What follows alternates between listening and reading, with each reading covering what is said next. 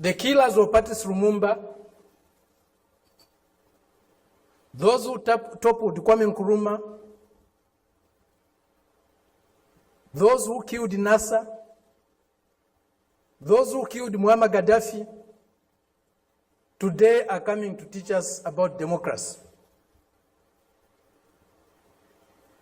A country that has been built on brutal force, on enslavement of other human beings, respected comrades and friends,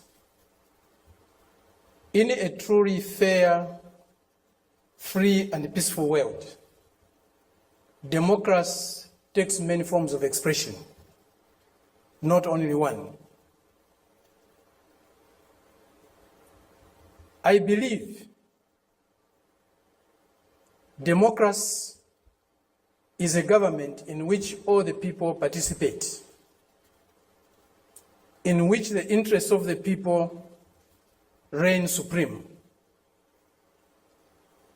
in which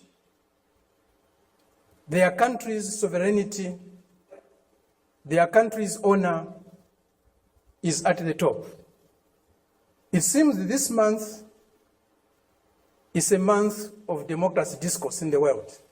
At the end of this month, there will be a conference in Lusaka, or a summit in Lusaka, Zambia, my country, led by the United States. They have come to Southern Africa to teach us democracy. A country that was opposed to our liberation, a country that supported colonial regimes, the apartheid regime in South Africa, the white racist minority regime in Zimbabwe, now Rhodesia, now Zimbabwe, the Portuguese colonial governments in Mozambique, in Angola, in Guinea-Bissau, and Cape Verde. Today is coming to Africa to teach us about democracy. A country that has toppled so many governments in Africa, that has led so many coups in Africa and other parts of the world, a country that has killed so many of our leaders in Africa and other parts of the world, the killers of Patrice Lumumba, those who toppled Kwame Nkrumah, those who killed Nasser, those who killed Muammar Gaddafi, today are coming to teach us about democracy. A country that has been built on brutal force, on enslavement of other human beings, on the humiliation of Africans, the exploitation of Africans, the plunder of Africa, today is coming to teach us about democracy.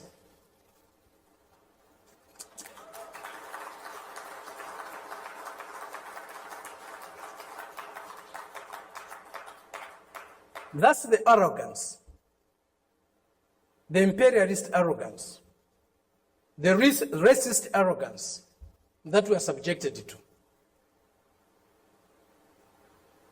We cannot have democracy where there is hegemony of the strongest, mightiest imperialist power. We cannot have democracy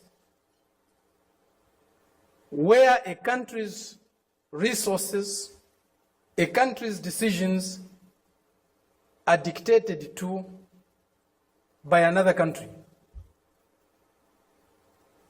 A country that is dominated by another country cannot be democratic.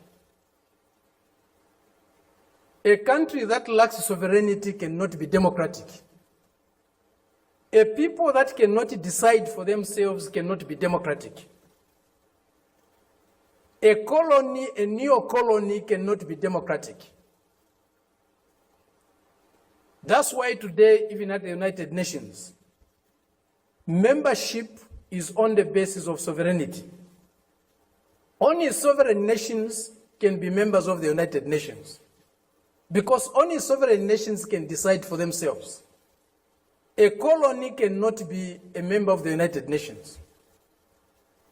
It's not by accident. It's not a mistake. If you have no respect for the dignity of others, if you have no respect for the sovereignty of other countries, you cannot claim to be a champion of democracy. They used to say, all roads lead to Rome. Today, we can confidently say, all roads to progress, all roads to what is better for humanity leads to Beijing.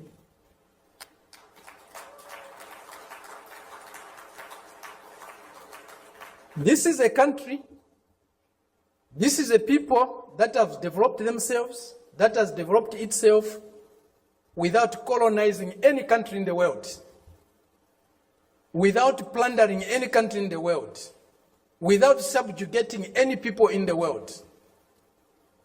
This is a country that is developing with maximum respect for others, for their history, for their cultures, and recognizes the diversity that is there in civilization.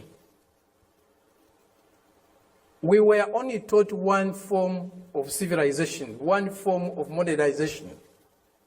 That was the Western way.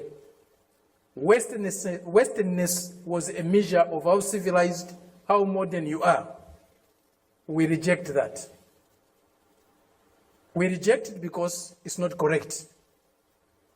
We reject it because it's undemocratic. We reject it because it's uncivilized to think of the world and of other people in that way. Today, they cannot accept the fact that China has caught up with them. China is about to surpass them in many areas of human endeavor. The imperialist arrogance is inhibiting them from accepting that reality. The racist arrogance is inhibiting them from accepting that reality. But the world is changing. The changes we are witnessing today, as President Xi said in Moscow recently, or the other day, they have never been seen in 100 years. They have shaped a world that they themselves today are scared of. And they have shaped a world that is not sustainable. Democracy, human development is not sustainable on the basis of plunder, on the basis of enslavement, on the basis of humiliating other people every day. That is a system we are seeing today, a system that will not survive if plunder is eliminated, if subjugation of other peoples, other nations is eliminated, if inequality in the world is eliminated. That system will disappear. The only system that can survive and can endure for long is a system that is based on mutual benefit, win-win relationships, mutual respect for others, accommodation and tolerance of others, and fraternal love for all humanity. This is what we find in China today. This is what China's example is showing us. Indeed, all paths are different.